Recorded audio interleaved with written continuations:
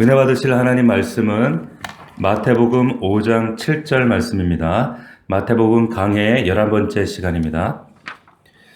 우리 마태복음 5장 7절 합독합니다. 시작.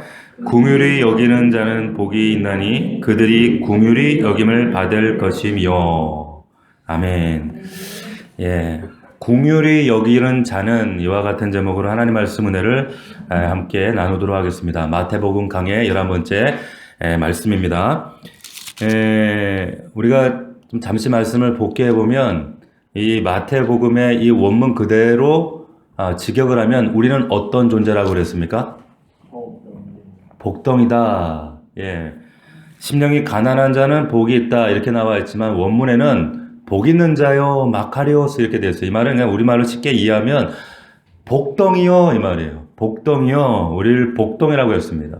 직역하면 그런 뜻이라 이 말이에요.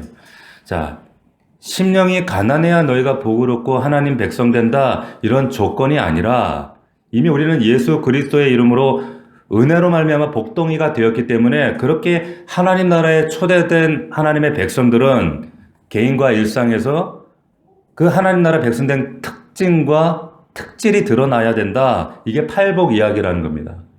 자, 그러니까 팔복은 이 8가지 복은 이렇게 살아야만 너희가 복이 있다, 하나님 백성이다, 복 받는다 이런 조건절이 아니라 이미 내가 예수 그리스도의 공로로 복덩이가 되었기 때문에 내 안에는 하나님 나라 백성된 당연한 성품, 향기 이것이 드러나야 된다는 거예요. 누구에게? 공동체 안에 있는 그리스도인들에게. 이것을 오늘 본문이 말씀하고 있다는 거죠.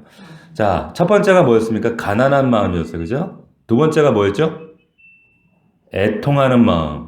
세 번째, 온유한 마음. 네 번째, 의에 줄이고 목마른 마음. 자, 여기 네 번째, 첫 번째부터 네 번째까지가 우리 지난주까지 나눴는데 여기까지는 이제 자신과 하나님과의 관계를 말씀합니다. 자, 오늘부터 나오는 이 말씀은 이제 나와 하나님이 아니라 이 세상과 이웃과의 관계를 어떠한 마음으로 우리가 가지며 살아야 하는가 대한 내용을 다루고 있는 게 오늘부터예요. 그리고 그 다섯 번째 오늘 본문 말씀이 긍휼히 여기는 마음이다. 긍휼히 여기는 마음이다. 이렇게 말씀하고 있습니다. 자, 그런데 몇 번 언급해드렸지만 예수님이 지금 이 팔복의 이야기를 지금으로부터 2000년 전 어느 산에 올라가서 지금 청중들을 앉혀놓고 이 얘기를 지금 하고 계신단 말이에요. 그런데 본문에 들어가기에 앞서서 예수님이 사시던 활동하시던 그 시대에 있어서 사회적 통념에서 이 긍휼이라는 의미, 이 긍휼이라는 단어가 그 사회 당시 사람들에게는 어떻게 이해되어졌고 어떻게 비춰졌을까? 그때와 우리 각 시대마다 어떤 사회적 시대 정신이 다 다르잖아요. 근데 그때 예수님이 말하시는 그 긍휼과 그 시대 사람들이 가지고 있던 긍휼이 어떤 차이점이 있을까? 우리 그 시대를 대변할 수 있는 그 당시 아주 유명한 철학자들 가운데 여러분들이 아시는 세 사람이 있어요. 그게 누구냐면 플라톤, 아리스토텔레스, 세네카 이런 사람들이 있는데 이 사람들이 뭐 다양한 저술과 다양한 글들을 남겼잖아요. 근데 이 사람들은 이 긍휼이라는 덕목에 대해서 어떤 이해를 가지고 있었을까?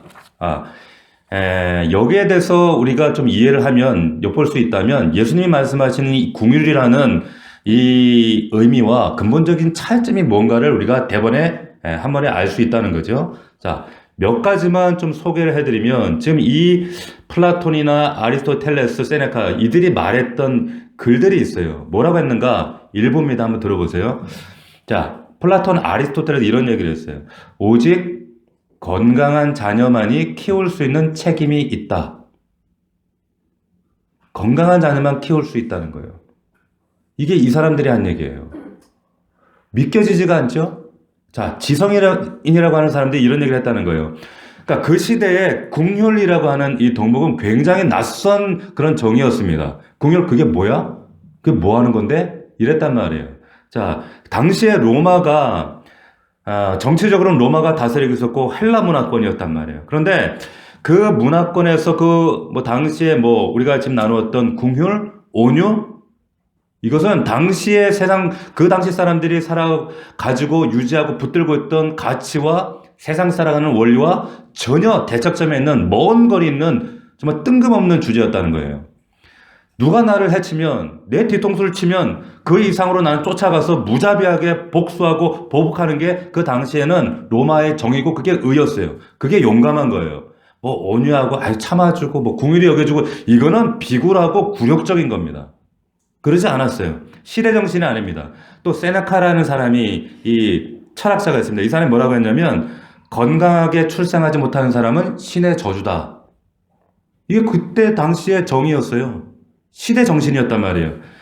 자, 그러니까 그 시대 사람들이 얼마나 사고방식이 하나님의 말씀과 성경과 하나님과 이 먼 거리에 있는가, 왜곡되어 있는가 우리가 금방 알 수가 있다는 겁니다.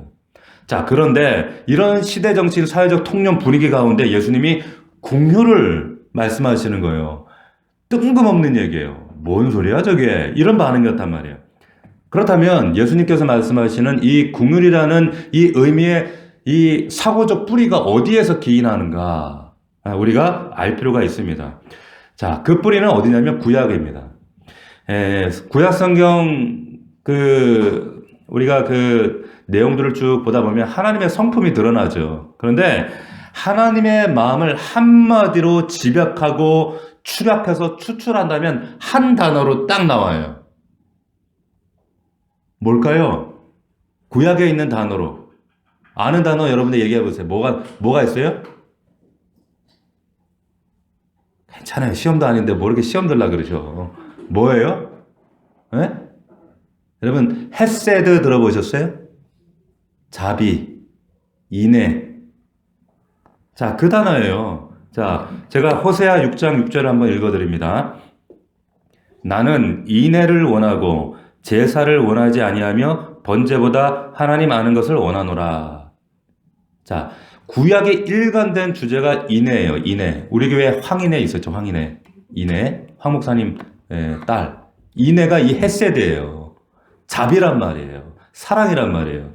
하나님이 우리에게 원하시는 것은 여기 인애, 방금 말씀드린 인애, 이게 헤세드란 말인데 나는 인애를 원하고 너희 지금 드리는 예배, 제사, 번제, 나 이런 요식행위가 중요한 게 아니라 나는 인애를 원해.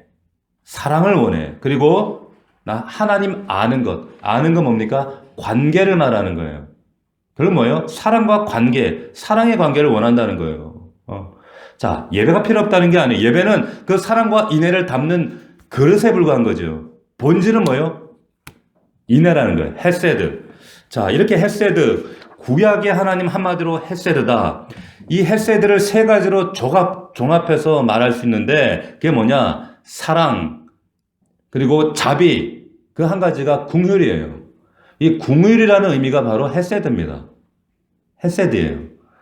자, 예수님이 이 긍휼이라는 동목을 말씀하실 때 이 이야기를 하시는 것은 하나님 아버지를 염두에 두고 하시는 말씀이에요. 자, 여러분들 또 한 가지는 이 긍휼이라는 단어가 나올 때마다 항상 친구처럼 동무처럼 따라 나오는 단어가 있습니다.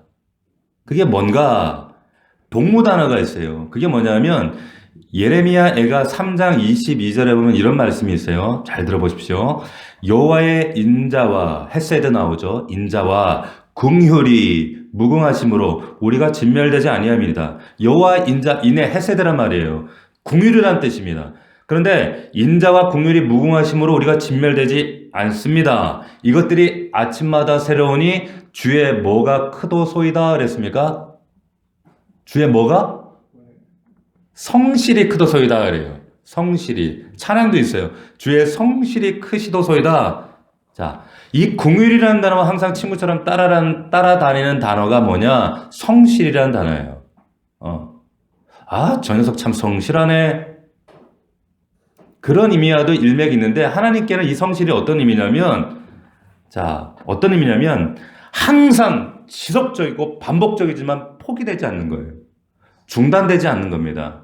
이 성실, 긍휼을 베푸시는 자, 하나님의 성실을 얘기하는 거예요. 멈추지 않는다는 거예요. 근데 이게 항상 같이 따라 나온다는 겁니다. 자, 예를 들면 우리가 누군가에게 막 측은해서 궁유를 베푸는데 그 사람이 하는 폼이나 태도가 영 마음에 안 들어. 이러면 어떻게 해요? 내가 저런 자식 못하러 도와줘. 관둬. 때려쳐. 그만둬. 여기까지야. 끝. 우리 충분히 그럴 수 있어요. 인간은 그래요. 변덕이나 죽을 듯 같아요. 자, 그런데 하나님이 우리를 그런 식으로 대우했다면 이 자리에 남아있을 사람 한 사람도 없습니다. 한 사람도 없어요. 진작부터 이 자리에 없습니다. 하나님은 넘어져도 기다려서 다시 이렇게 세우시고 또 채근하시고 또 기다려주시고 그러지 말고 야 같이 가자. 할 수 있어. 이길 수 있어. 해낼 수 있어. 또 기다려주시고 이게 뭐예요? 여러분 이게 뭐예요? 여러분 지속적이고 포기하지 않는 반복이에요. 이걸 성실이라고 하는 거예요. 성실. 하나님은 그래서 성실하신 하나님이다. 그래서 궁유를 얘기할 때 하나님은 항상 이 성실이 함께 따라와요.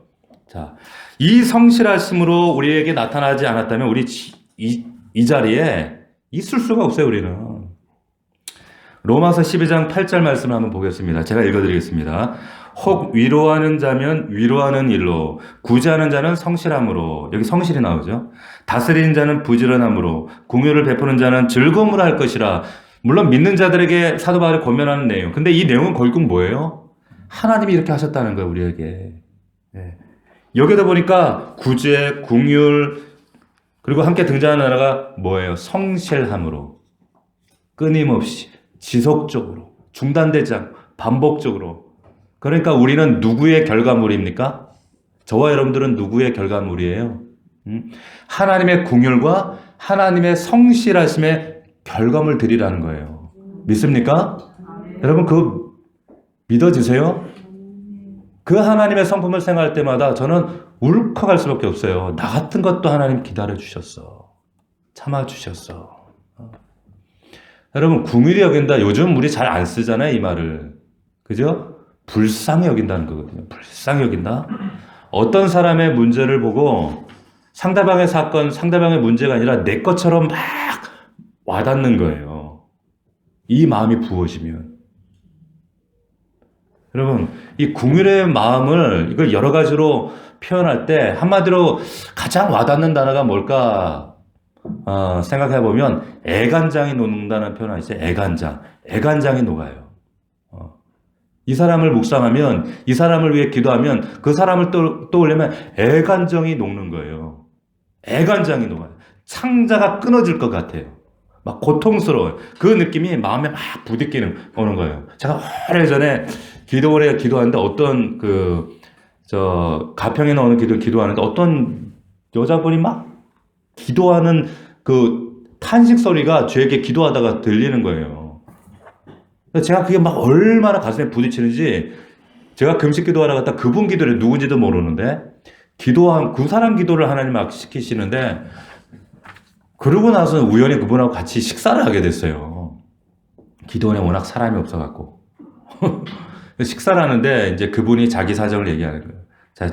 지금 자기가 집안이 무너진 과정, 이혼하게 된 과정, 이런 과정들을 얘기하시는데, 정말 애간장이 녹는 것처럼 안타깝더라고요, 마음이.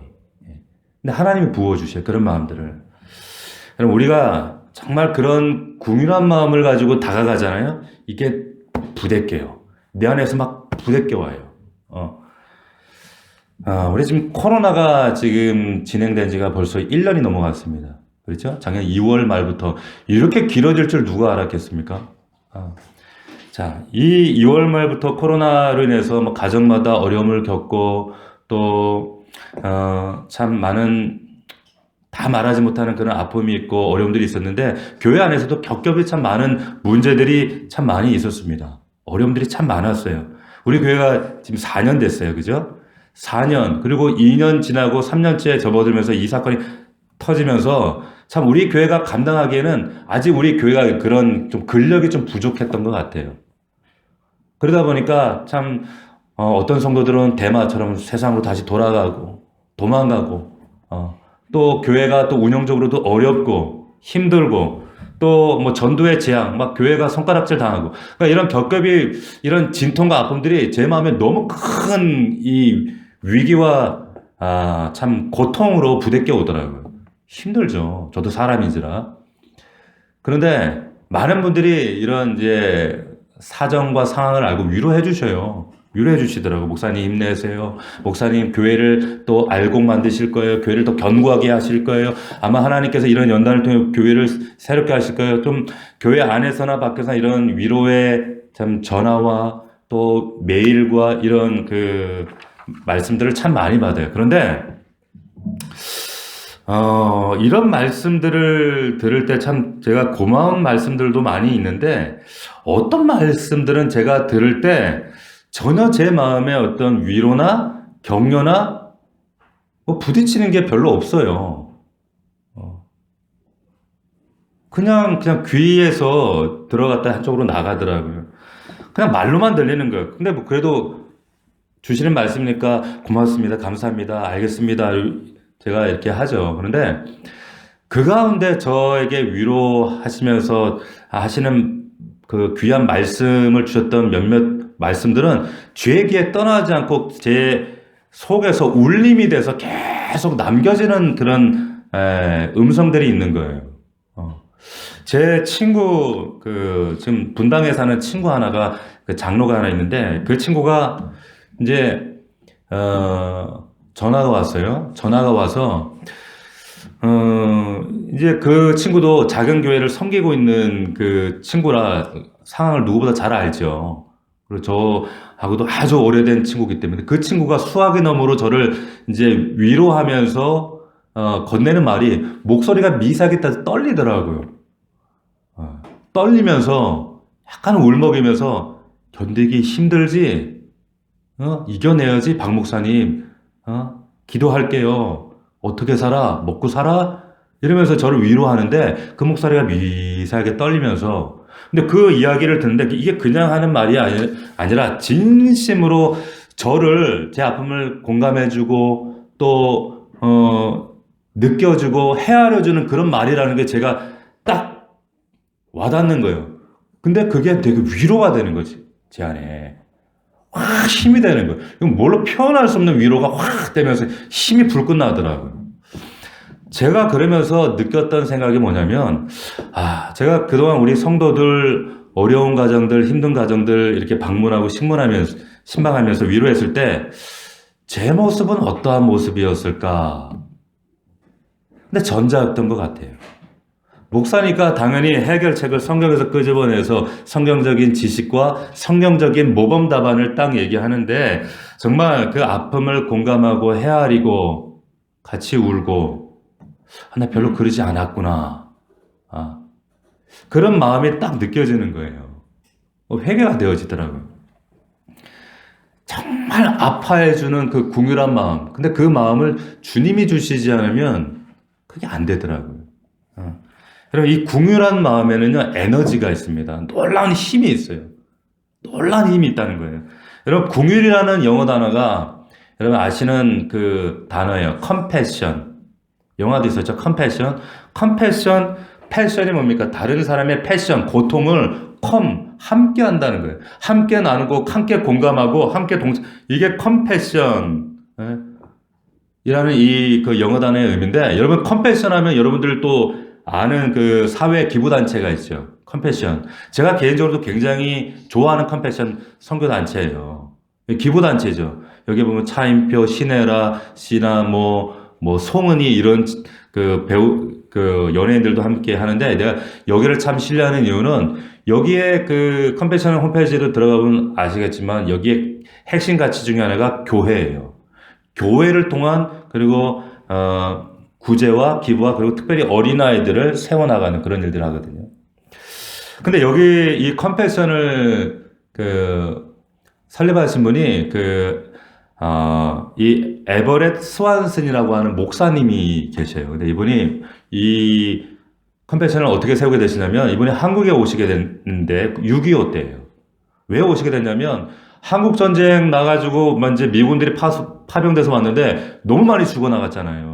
너무 많이 죽어나니까 이 사람들 가서 구원의 말씀을 전하고 또 믿지 않는 사람들에게 복음을 전해야겠다. 그래서 이 스완슨 목사님을 미국 이제 교회에서 파송한 거예요. 파송해서 와서 이제 복음을 전하고 이제 활동하는데 어느 날은 2층 집에서 이렇게 이제 내려다보는데,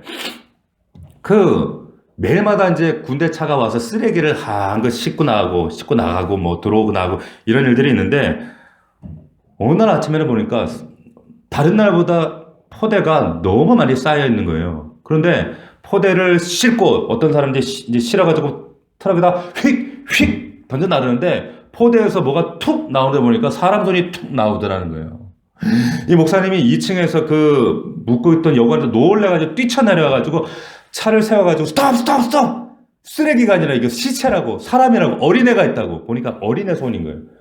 그래가지고 그 트럭을 딱 봤더니 거기 안에 어린애들 시체가 가득 있더라는 거예요. 근데 그때 겨울이었는데 겨울에 추워서 얼어 죽은 동산 아이들, 아이들이 트럭에 포대 안에 가득 싣겨져 있더라는 거예요. 그걸 보고 너무 충격받아가지고 멍하니 넋을 잃고 그걸 쳐다보는데 그때 하나님의 내적 음성이 속에서 강하게 들려왔다는 거예요. 뭐라고 들렸냐면, 너 이걸 보는데 너 앞으로 어떻게 살래? 너 이거 봤지? 너 근데 앞으로 어떻게 살래? 이 음성이 이 스완스 목사님 안에서 떠나질 않더라는 거예요. 너 어떻게 살래? 너 어떻게 살래? 이 목사님이 그 장면과 그 음성을 듣고 나서, 그리고 이제 미국 시카고로 돌아가서 하셨던 일이 뭐냐면, 교회 주마다 돌아다니면서 깡통 들고 다니셨대요. 깡통 하나 들고 다니면서 교회마다, 여러분 이게 뭔지 아십니까? 이거 뭔지 아십니까? 여러분 보시기에는 이게 쓰레기처럼 보이겠지만 이게 지금 이 깡통은 한국 아이들의 생명줄입니다. 살려야 됩니다. 이 아이들이 참혹하게 이 겨울에 지금도 죽어갑니다. 올 겨울에도 또 죽어갑니다. 이렇게 하면서 교회마다 다니면서 도와달라고. 이 지금 강도 만나는 것처럼 이 한국의 어린아이들이 이유 없이 이렇게 죽어가고 있다고. 그 당시에 이제 미국이 경제공황이어서 거리마다 막 홈리스들이 넘쳐나고 막 이럴 때였고, 미국도 어려울 때였는데 이분이 깡통 들고 돌아다니면서 그렇게 구제한 거예요. 그렇게 세워진 게 지금 우리나라에 있는 그 컴패션이에요. 컴패션. 뭐예요? 국률이거든요, 국률. 자, 전쟁 중에 죽어가는 그 강도 만난 수많은 그 어린아이들에게 생명을 주게 된 그 시발점이 뭡니까? 시발점이 뭐예요? 그 목사님 마음속에, 한 사람의 마음속에 그 시체 더미 한 소리 툭 나왔을 때, 그리고 그 시체들을 바라보면서 주었던 하나님의 궁휼한 마음이라는 거예요. 궁휼한 마음. 저는 우리 중고등부 아이들에게, 우리 다음 세대 아이들한테, 너는 배워서 너 위에 사는 존재가 아니라 남 위에서 살아야 돼. 제가 지나가면서 끊임없이 이 얘기를 하는 이유는, 우리 그리스도인의 사명은 여기에 있는 거예요. 잘 먹고 잘 살아서 그냥 때 돼서 죽으면 천당 가서 거기서 더 잘 먹고 더 잘 사는 거 아니에요. 하나님의 나라, 이 땅 가운데 이루어진 하나님 나라를 모르는 자들에게 그 궁율로 흘려보내는 거예요. 저는 정말 오늘 이렇게 졸업하고 입학하는 우리 아이들이 정말 그런 아이들로 자라났으면 좋겠어요. 아멘입니까? 그렇게 기도해 주셔야 된다는 거예요. 그래서 여러분, 이 컴패션을 통해서, 이 목사님을 통해서 6.25 세대를 겪어보신 분들은 예전에 아무도 없잖아요. 우리 지금 김천웅 집사님 한 번 지금 아파서 못 오셨지만, 한 분밖에 안 계시지만, 얘기를 들어보면, 과거에 이 단체를 통해서 옥수수 가루, 한국 사람 치고 이거 안 먹어본 사람이 없어요. 고아원, 이 컴패션이 다 세운 거예요. 이 잿더미가 된 이 땅 가운데 수많은 사람들에게 소망을 주게 된 이 시발점이 뭐예요? 궁휼한 마음이었다. 하나님 주신 궁휼한 마음. 여러분, 하나님께서 우리 교회와 그리고 주님을 믿고 알고 살아가는 저와 여러분들에게 바라시는 건 나 자신만 바라보고 나 위해서만 내 코가 석자인데, 이렇게 살기를 바라시는 것이 하나님의 계획이 절대로 아닌 줄로 믿습니다. 우리 주변에 우리가 조금만 주님의 마음과 주님의 심령을 품고 바라보면 환난당한 자, 고난당하는 자, 강도 만난 자, 아파하는 자 얼마나 많은지 몰라요. 가난한 마음으로, 우리가 예수 믿고 나서 가난한 마음으로, 애통한 마음으로 우리의 상처가 씻겨져 나가고, 그 애통한 마음으로 온유한 마음이 회복되어지고 나면, 그리고 나서 의에 줄이고, 그러면 우리가 해야 될 일이 뭐겠어요? 뭡니까? 나만, 내 가족, 내 새끼, 내 노후, 내 거, 여기에만 매달리며 사는 거, 이거는 하나님에 대한, 복음에 대한 배신이에요. 배신이라는 거예요. 하나님께서 우리에게 원하시는 것은 하나님께서 우리를 그렇게 긍휼히 여겨주신 것처럼 우리도 긍휼히 여기며 불쌍히 여기며 이렇게 도우며 살아가는 거예요. 이게 하나님께서 우리에게 기대하시는 하나님의 마음이다. 그 마음으로 우리가 붙들며 살아가야 될 줄로 믿으시기를 주의 이름으로 축원합니다. 여러분 오늘 말씀에 보면 굉장히 중요한 영적 원리가 담겨져 있습니다. 긍휼히 여기는 자는 복이 있나니 그들이 긍휼히 여김을 받을 것이요. 이거는 조건을 얘기하는 거 아닙니다. 절대로 오해하시면 안 돼요. 이건 뭐냐면 영적 순환 사이클을 얘기하는 거예요. 순환 사이클. 내가 환난당한 자, 아파하는 자를 향하여 긍휼한 마음으로 손을 내밀어 다가가면 무슨 일이 벌어지냐면 하늘로부터 더 큰 긍휼과 위로와 하나님의 위로하심, 불쌍히 여기심이 내게 임해요. 그러면 그 받은 긍휼하심으로 또 내가 그 사람을 도우면 하나님께서 더 큰 긍휼로 내 삶에 또 채워주시면 이게 계속 순환이 되는 거예요. 계속 순환이 돼요. 계속 순환이 되면서 이것이 우리의 삶에 긍휼의 열매가 풍성하게 되어지는 이런 놀라운 역사. 이게 하나님의 계획이라는 거예요. 이 놀라운 계획이 계획이 여러분들 통해 진행되기를 원하신다는 거죠. 제가 여러분 20살 때 설교를 했어요. 고등학교 딱 졸업하니까 우리 목사님이 이제 너 이제 신학교 가니까 너 이제 설교해. 그런데 20살짜리가 뭘 알아요? 아무것도 모르는데 제가 신학생이라는 이유로 이제 교회에서 설교를 하라고 해서 설교하고 상담하고 그러면 성도들은 또 신학생이야 전도사님이야 또 이래 부르면서 근데 생각해보세요. 20살짜리가 뭘 알아요? 알면 인생을 알아요. 뭐 말씀을 제대로 알겠어요. 그런데 또 상담해달라고 오고 근데 그게 얼마나 나는 아직도 서지도 못했는데 말씀도 모르는데 내 인생 내 코가 석자인데 난 아무것도 모르는데 그러면서 막 내 안에 부담이 그러면서 30년이 지나왔어요. 신방할 때마다 신방하고 돌아올 때마다 막 성도들의 삶의 고통과 무게와 이런 여러 가지 상황들이 어떨 때는 막 이게 전이가 돼 막 너무 힘들고 눌리고 어떨 때 하나님의 탄식이 나고 하나님 성도들에게 상담해주고 위로해주고 그런데 저는 누구에게 받나요? 이런 위로와 긍휼을 전 맨날 퍼주고 난 누구한테 받아야 돼요? 아마 이런 탄식이 나오는 거예요. 나 어떻게 해요 하나님? 이렇게 30년이 지나오면서 제가 문득 제가 한 12년 전쯤에 하나님 주시는 큰 감동이 있었어요. 그게 뭐냐면 야 네가 아직 그 영적인 비밀을 몰라. 그 영적인 비밀이 뭔 줄 아니? 우리가 누군가의 아픔을 보고 상처를 보고 어려운 곤고함을 먹고 내 긍휼한 마음을 가지고 그 사람에게 나아가서 그 긍휼함으로 그 사람을 돕고 섬기고 그럴 때 내가 비는 것이 아니라 채워지고 있다는 걸 하나님이 그거 영적 비밀이야 말씀해 주시는 거예요. 놀라운 비밀이라고 이걸 말씀해 주시는데 아하 그렇구나. 그러면서 주셨던 말씀이 이 말씀이었어요. 주라 그리하면 너에게 도로 줄 것이니 곧 후히 되어 흔들어 넘치도록 너에게 채워주리라. 주는데 나는 넘친다는 거예요. 줬는데 나는 내가 더 넘친다는 거예요. 이게 세상 사람들과는 반대인 하나님 나라의 법칙이거든요. 원리거든요. 긍휼히 여기라 그러면 더 큰 하나님의 긍휼을 받을 것이다. 조건이 아니에요. 이거 조건으로 오해하시면 안 돼요. 너희들 삶에 긍휼함을 받기 위해서는 하나님의 긍휼을 받기 위해서는 너도 긍휼함을 여겨야 돼. 이거 아니라는 거예요. 조건이 아닙니다. 너희의 위치가 긍휼함을 받을 수밖에 없는 존재라는 것을 인정하라 그 말이에요. 그럼 우리의 삶에 이 긍휼한 마음이 약해지기 시작하면 어떤 일이 발생하는가 하면 영혼이 메말라 갑니다. 저 사람 집 밖에 몰라 이런 사람 있잖아요. 근데 그 사람 가면 주변이 다 퍽퍽해요. 주변이 퍽퍽해. 메말라요. 자신의 영혼이 메마른 걸 몰라요. 여러분들 삶을 보면 지금도 가정에 짐을 져야 되고 또 부모를 섬겨야 되고 봉양해야 되고 끊임없이 퍼져야 되는 입장에 있고 끊임없이 내가 이렇게 누군가에게 베풀지 않으면 안 되는 이런 부담스러운 짐 가운데 있는 분들이 계실 거예요. 우리 성도들 가운데도. 그런데 오늘 말씀으로 여러분들 위로합니다. 긍휼히 여기면서 계속 하세요. 계속 하십시오. 그렇게 할 때 하나님의 더 큰 은혜가 여러분들 가운데 풍성하게 넘치도록 하나님 채우신 줄로 믿습니다. 약속이에요. 여러분 확고해요. 네.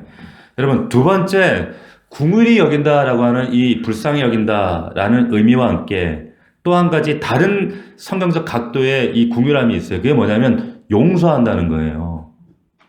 용서한다는 것. 자, 이 성경의 말씀에 보면 오늘 이 5장 7절의 말씀과 뉘앙스가 비슷한 말씀들이 많이 있죠. 그 중에 하나가 주기도문입니다. 주기도문 뭐라고 해요? 우리가 우리에게 죄 지은 자를 사하여 준 것 같이 우리의 죄를 용서하여 줍시고. 이 말씀을 자꾸 오해하세요. 아, 너 하나님께 용서받으려면 네가 먼저 용서해. 그래서 마치 내가 용서하는 것이 조건절이 된다는 거예요. 이건 오해의 소지가 굉장히 큰 거예요. 그런 말씀이 아니에요. 궁율이 여김이 궁율을 받는 조건이 아니라고 하는 거예요. 죄사함을 베풀어야 죄사함을 받을 자격이 주어지는 것도 아닙니다. 우리는 값없이 받은 거예요. 자, 이 말은 내가 누구에게 궁율을 베푼다라고 하는 것은 너는 심판의 자리에 있지 않고 너도 궁유를 받아 마땅한 자리에 있는 자라는 거 늘 그 정체성 잊지 말라는 뜻이에요. 자, 우리가 살다 보면 상처 받아요. 우리 지난주에도 여러분 상처 많이 받았죠? 네. 알게 모르게 목사님 저도 상처 받는데 여러분들이라고 왜 안 받겠어요? 이 세상 자체가 여러분 다 깨진 마음을 가진 사람들이 모여 사는 사회다 보니까 본의 아니게 서로 대화가 하는데 상처를 주고받아요. 주고받아요. 이 상처의 주고받음. 그러니까 제 안에도 그렇고 여러분 안에도 그렇고 상처들이 많아요. 상한 마음들이 많아요. 상호작용에 있단 말이에요. 이게 자연스러운 거예요. 요즘에 아주 소아청소년 의사 중에 오은영이라고 하는 둥실하게 생긴 아줌마가 있는데 그분 요즘에 아이들 상담가로 많이 나오는 자주 나오더라고요. 근데 이분이 참 제가 기억에 남는 말을 한 말씀 하시는데 뭐라고 하냐면 왜 학교에서 유난히 싸우는 애들 있잖아요. 치고받고 많이 싸우고 하는 애들이 있는데 그 싸우는 아이들은 다른 아이들과 싸우기 전에 이미 본인 마음 안에서 싸운다는 거예요. 싸웠다는 거예요. 그래서 내 마음 안에서 싸우고 있기 때문에 나가서 애들하고 싸운다는 거예요. 그리고 그대로 적용하면 무슨 뜻일까요? 지금 내 마음 안에 내가 누군가에게 상처 주고 내가 상처를 받고 이런 일이 상호작용이 일어날 때 내가 누군가에게 아픈 말을 줬다면 실은 나에게 혹은 그에게 아픔을 준 것보다 훨씬 많은 상처가 있고 아픔이 있고 눈물이 있다 그 얘기인 거예요. 여러분 인정하시나요? 그거예요. 쟤 왜 저래? 그렇게 함부로 얘기하다 보면 상처를 주고받는데 제일 누구한테 많이 받아요, 상처를? 가족한테 제일 많이 받아요. 가족한테. 가장 가까운 사람한테. 네. 자, 교회 생활을 하다 보면, 교회 신앙생활을 좀 깊이 하다 보면, 누구한테 상처 제일 많이 받아요? 성도들한테 제일 많이 받아요. 심지어는 목사한테도 상처를 받아요. 자, 이때 가장 중요한 게 뭡니까? 국률의 마음을 갖는 게 중요하다는 거예요. 저도 연약하고 여러분도 연약하기 때문에 살다 보면 본의 아니게 실수할 때 상처 주고받아요. 당연한 거예요. 근데 이때 하나님께서 주님이 우리에게 원하시는 마음은 저 인간 왜 저러지? 왜 저 모양이지? 아직도 덜 됐네? 성숙하지 못했네? 왜 나한테 이런 말을 했을까? 또 따져보고 계산해보고 용서 못해. 두고 보자. 그러면서 내가 마음을 닫아버리고 딱딱하게 하고 굳게 만들고 풀지 못하고 이러면 여러분 그게 아니라 그 사람 안에 왜 저런 말을 했을까 그걸 헤아리지 못하고 그 연약함을 우리가 헤아려주지 못하면 그 문제가 사실 내 안에 더 크게 발생하게 됩니다. 왜냐하면 이것이 영적 순환의 원리이기 때문에 그래요. 보세요. 내 마음에 풀지 못해서 내 영혼 안에 문제가 생기기 시작해. 이렇게 되면 우리가 주님 만나기 전에 딱딱하고 상처 입어서 어그러지고 정말 인간들은 정말 참 좀 거시기 해요. 우리 다 인간이지만 왜 안에 그 안에 상처로 똘똘똘똘 뭉쳐져 있기 때문에. 그런데 우리가 예수 만나고 나면 가난한 마음을 발견하고 부어주시고 애통하는 마음으로 그 과정을 통해서 내 마음이 녹아지고 씻겨져 나가지고 은혜로 회복되고 나면 사탄이 공격해요. 그 마음까지 사탄이 공격하는데 내 마음에 그렇게 회복된 은혜를 무엇을 가지고 사탄이 막아서는가 마귀는 알아요. 성경이 뭐라고 하는가? 용서하지 못하면 누군가를 향해서 내가 용서하지 못하는 마음이 있으면 용서치 못하는 그 마음이 하나님의 용서를 딱 가로막아 버려요. 가로막아 버리면 내 안에 있는 상처가 또 상호작용 부채질하면서 은혜 받고 궁일했던 내 마음 안에서 그 상처 속에서 관계문을 딱 닫아버리고 영적 닫힘으로 사탄이 계속 영적인 공격들을 가해오기 시작합니다. 이게 계속 근데 악순환이 돼요. 제가 23살 때 제가 하나님을 정말 뜨겁게 만났던 게 3번 있어요. 모태 가정, 그 믿음의 가정 자랐지만 하나님을 3번 만났는데 첫 번째가 6살 때 만났어요. 저는 아직도 6살이면 기억이 나요. 하나님 만났던 기억이. 입을 뒤집어서 하나님 앞에 기도했던 6살, 그리고 중1 때 우리 윤재만 할 때, 조만할 때 하나님 만났어요. 울고불고 하면서 하나님 앞에 바로 살겠다고.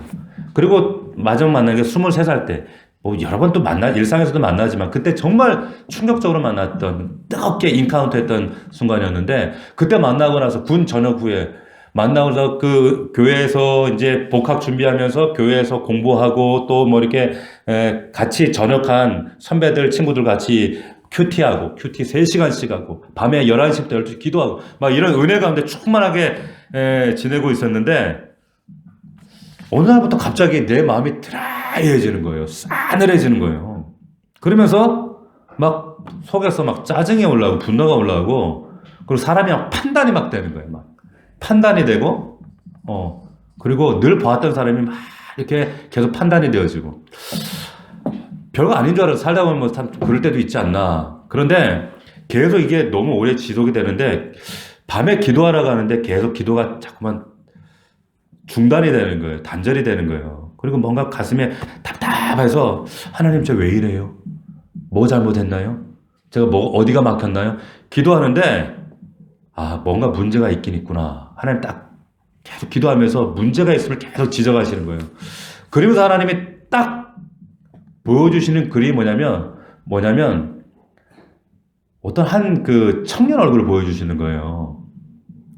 근데 이 청년도 그 군대 제대하고 나서 저하고 같이 이게 꽤 가깝게 지냈던 제 1년 위의 선배였는데, 왜 그런 사람들 있잖아요. 그러니까 농담을 해도 사람을 이렇게 후집어 파는 이렇게 농담하는 사람 있잖아요. 이게 사람을 까내리고 비하하고 좀 이래요. 그걸 농담이라고 해. 근데 지나가면서 저한테 이제 그런 얘기를 하는데 제가 그게 거슬렸단 말이에요. 이게 마음에 이게 긁고 지나가면서 제가 상처가 됐나 봐. 근데 그걸 하나님 딱 생각나게 하시고 보여주시는 거예요. 난 별거 아니라고 생각했는데 하나님 앞에서 그게 별거더라고. 별거였어요. 그래서 그게 원인이 돼서 내 마음을 싸늘하게 만들고 굳게 하고, 그리고 내 하나님과의 기도를 막히게 했구나. 주님 이거 풀어주세요. 회개가 나오는데 제가 막 눈물이 나는 거예요. 근데 그거 뭐 울 일이에요. 걔가 나한테 상처 줬는데 내가 왜 울어요. 막 제 속에서 막 눈물이 나오면서 아마 제 안에 모르는 영혼의 이 연약한 심령이 이렇게 했던 것 같아요. 그러면서 하나님 앞에 회개하고 돌이키고 그 사람 용서하게 해달라고 풀고, 그러니까 기도가 열리는 거 다시. 여러분, 하나님은 우리에게 궁일한 마음으로 우리를 구원하시고 궁유를 부어주시는데, 그 궁일한 마음을 내 삶 속에, 내 영혼 속에 적용하지 않고 중단되거나 혹은 그 마음이 이런 상처들로 인해서 단절이 되거나 막혀버릴 때, 제가 좀 전에 말씀드린 것처럼 내 영혼이 강팍해집니다. 그럼 강팍해진 사이로 악한 것들이 장난할 수가 있어요. 역사할 수가 있다라고 하는 거예요. 그래서 우리가 정말 궁일한 마음으로 누군가를 돕고 섬기는 것도 중요하지만, 계속해서 궁일한 마음, 불쌍한 마음으로 끊임없이 다른 영혼들 향해서 나아가는 것, 이거 굉장히 중요하다는 거예요. 우리 건강한 믿음을 지켜나가는데 굉장히 중요하다는 거예요. 마태복음 18장에 보면 우리가 잘 아는 만달란트 빚진 자가 나와요. 만달란트 빚진 자를 주인이 탕감해 줬는데, 얘가 이제 밖에 딱 나가니까 어라 100데나리온 내가 꽂아놓던 그놈이 지나가네. 목덜미를 딱 잡고 너 왜 안 갚어? 100데나리온은 한 3개월치 월급입니다. 만달란트는 갚을 수 없는 돈을 말하는 거예요. 갚을 수 없는 은혜예요. 근데 3개월치 월급 너 안 갚어. 이놈의 자식 너 이제 가자 이놈아. 끌고 갔어요. 목도리를 딱 잡고. 근데 그거를 주인이 딱 듣고 주인이 부른 거야. 야 너 이리 와. 너 너 이리 와. 그러면서 주인이 하는 말이 오늘 우리가 읽었던 이 7절 말씀과 그대로 직결되어지는 관통하는 말씀이에요. 뭐라고 하는가 들어보십시오. 내 빚을 전부 탕감해 주었거늘 내가 너를 불쌍히 여긴과 같이 너도 내 동료를 불쌍히 여기는 것이 마땅치 아니하냐. 오늘 말씀 그대로 하시는 거예요. 자, 너도 불쌍히 여기는 게 마땅하지 아니하냐. 당연히 너희도 궁휼히 여겨야 된다. 왜냐하면 네가 말할 수 없는 궁혈을 입었기 때문이다. 하나님은 우리에게도 동일하게 말씀하시는 거예요. 넌 왜 그렇게 궁휼히 여김으로 받았으면서 넌 왜 궁휼히 여김으로 나가지 살지 않느냐 말씀하시는 거죠. 왜 여러분 우리에게 해를 끼치는 사람, 아프게 한 사람 우리가 왜 궁휼을 품어야 됩니까? 하나님이 나를 궁휼로 대해 주셨기 때문에. 궁휼로 대해 주셨기 때문에. 잘나서요? 우리가 잘나서 천만의 말씀. 진작에 하나님 은혜 아니었으면 우리 진작에 지옥불에 떨어져야 될 존재들이었어요. 근데 하나님, 저는 가끔 생각해요. 하나님, 나 왜 목사 왜 시켰을까? 왜 시켰을까요? 제가 얘기하잖아요. 목사 안 시켰으면 저는 가장 진짜 지옥 아랫목에 가 있을 만한 사람이에요. 그런 기질과 특질을 가진 사람이란 말이에요. 여기라도 갖다 놔야 제가 몸도 약하고 그래갖고 나 오래 살지도 못했을 것 같아. 네. 하나님이 이렇게 나를 목사로 붙드신 거는 불쌍해서요. 불쌍해서. 궁을 여겨주시는 거예요. 나의 나된 것은 여러분 하나님의 은혜와 궁휼인 줄로 믿습니다. 네. 이런 말씀 읽겠습니다. 궁휼히 여긴다는 것은 내가 궁휼의 대상이 되고 남에게 손가락질할 수 없는 입장인 것을 아는 거예요. 성경에서 단순히 궁휼히 여긴다, 동정한다, 불쌍히 여겨준다 이런 1차원적인 얘기가 아니라 이건 구체적인 액션과 반응입니다. 우리 그렇게 살아셔야 돼요. 사셔야 되는 거예요. 여러분 하나님께서 노예된 이스라엘 백성들을 구원할 이유가 없는데 택하시고 구원하셨어요. 마치 우리처럼 놔두면 그냥 애굽에서 죽어야 돼요. 그런데 그들을 구원하셨어요. 그 구원한 이스라엘 백성들을 구원해서 광야에 데려다 놓고 그들에게 주신 명령 중에 하나가 뭔지 아세요? 바로 고아와 과부와 나그네 돌봐라. 이렇게 말씀하셨어요. 왜? 이거 사회적인 구현하라 이 말이 아니에요. 왜 그렇습니까? 하나님이 이렇게 말씀하신 이유는 너희들도 지난날에 고아와 과부와 나그네였어. 너희들도 마땅히 이 사람들 돌봐야 돼. 해야 돼. 구체적으로. 그래서 우리가 이삭 죽기를 하잖아요. 그런 것과 마찬가지입니다. 여러분 오늘 말씀 5장 7절 말씀을 우리가 다 함께 읽고 마치도록 하겠습니다. 마지막 우리 7절 말씀을 다 함께 읽고 합독합니다. 시작. 궁휼히 여기는 자는 복이 있나니 그들이 궁휼히 여김을 받을 것이며. 아멘. 기도하겠습니다. 이 시간 하나님 먼저는 하나님 내가 하나님의 궁휼을 입은 자입니다. 나를 불쌍히 여겨주시옵소서. 하나님 내 영혼의 이 멸망할 처지를 하나님 당신의 궁휼하심과 성실하심으로 참아주시는 하나님 다시 한번 나를 불쌍히 여겨주셔서 다시 한번 궁휼의 은혜를 부어주시옵소서. 또 하나 기도할 때 하나님 내가 궁휼한 마음으로 나아가야 할 대상이 누굽니까? 내 남편입니까? 나의 아내입니까? 나의 사랑하는 자녀들입니까? 내 이웃들입니까? 우리 성도들입니까? 하나님 그 대상을 보게 하시고 나도 주님의 심정과 마음을 가지고 궁휼한 마음으로 나아갈 수 있도록 도와주옵소서. 우리 다 함께 1분간만 동성으로 기도합시다. 살아계신 아버지 하나님 감사합니다. 그렇습니다. 주님 궁휼히 여기는 자는 복이 있나니 그들이 궁휼히 여김을 받을 것이며. 하나님 우리 안에 이 궁휼이 메말라 있습니다. 우리 영혼의 아버지 하나님 그 하나님의 그 놀라운 만달란트의 은혜를 입었음에도 여전히 백단의련에 연연하고 전전긍긍하며 아버지 남을 판단하고 비판하며 용서하지 못하는 우리들입니다. 아버지 하나님 용서하여 주시옵소서. 내 안에 궁휼한 마음이 사라졌을 때에 우리 영혼이 메마르고 주님의 마음이 고갈되었을 때 아버지 그 하나님 나라의 부요함이 아버지 하나님이여 소실되었던 것처럼 다시 한번 주님의 마음을 회복하기 원합니다. 하나님 나라의 성품을 되찾기 원합니다.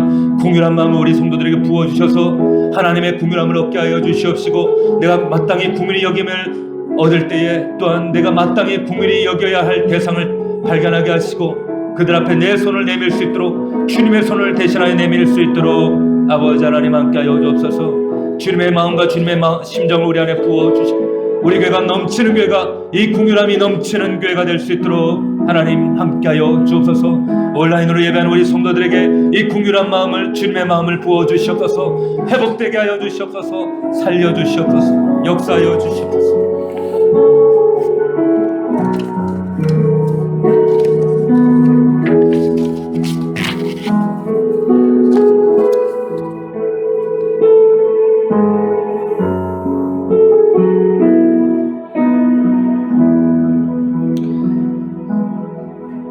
긍휼히 여기는 자는 복이 있나니 그들이 긍휼히 여김을 받을 것이요. 하나님, 예수 만나서 그 놀라운 은혜 가운데 심령의 가난함을 경험하게 하시고 그로 말미암아 천국을 소유하고 그리고 애통한 마음으로 우리의 모든 상처가 씻겨나가고 그래서 온유한 마음으로 하나님의 나라의 의를 구하며 날마다 우리가 나아갈 때에 이제 우리가 어떻게 살아야 합니까? 아버지, 이 궁휼한 마음으로 내 자신을 궁휼히 여기고 우리 가정을 궁휼히 여기고 우리 이웃을 궁휼히 여겨서 하나님의 심정과 마음을 그 궁휼한 마음을 세상 가운데로 흘려보낼 수 있는 우리 사랑하는 믿음의 종들이 다 될 수 있도록 아버지 은혜를 더하시고 저들의 영혼이 메마르지 않도록 저들이 강파가해지지 않도록 날마다 주님의 심정과 마음으로 충만하게 부으시고 함께하여 주옵소서. 성령 하나님 온전하게 붙들어 주셔서 우리 사랑하는 성도들 정말 이 궁휼한 마음으로 세상을 살리고 변화시키고 우리 가정을 소생시키고 회복시키는 우리 귀한 성도들 될 수 있도록 인도하여 주옵소서. 감사드리고 예수 그리스도의 이름으로 기도하옵나이다. 아멘.